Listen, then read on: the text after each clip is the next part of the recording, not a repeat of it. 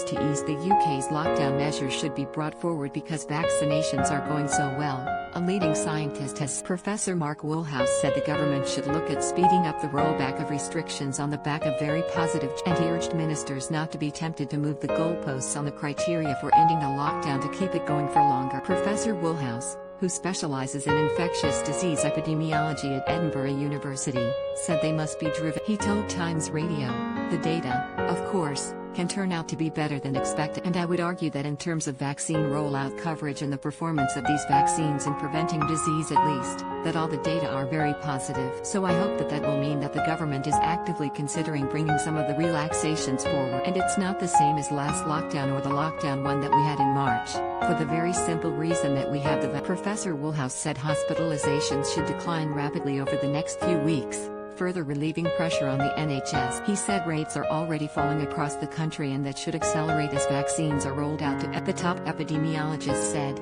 the stated policy goal from the Prime Minister and everyone else is to protect the end, and what the vaccination program does, is decouple the incidence of new infections from people ending up in hospital or even dying. So there's a separation now?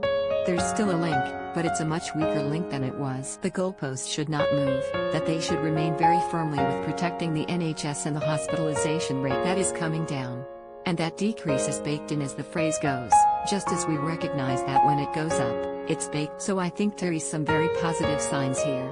And I hope that will translate into at least considering early His remarks come as Boris Johnson prepares for a major speech next Monday in which he will spell out a roadmap for ending. The PM insists many decisions on what will be allowed to reopen haven't yet been taken because scientists are still studying the pandemic data. Ministers want to reopen schools first on March 8th, and are also considering plans to allow al fresco drinking and dining from the beginning of April. They have been buoyed by early data suggesting the AstraZeneca jab cuts transmission of the disease by as much as 2/3. But last night the PM insisted he wants to be cautious and wait for that to be confirmed before pressing ahead with a great unlocking of the country. And today Vaccines Minister Nadhim Zahawi warned larger venues like nightclubs, theaters, and cinemas may have to wait until autumn to reopen. He said the long-term plan to ensure there isn't another lockdown is to rely on mass rapid testing at large events, such as football. But he warned that will only work once a very high proportion of the population, as much as 90%, has already been vaccinated. He said, "We want to make sure we reopen the economy as quickly as possible but make sure it's the combination of the national vaccination program really delivering the protection for the whole of the adult population and then rapid testing should help us reopen." Mr. Zahawi said the government wants to have offered the vaccine to the whole of the adult population by a total of 7,320 COVID deaths were registered in England and Wales in the first week of February,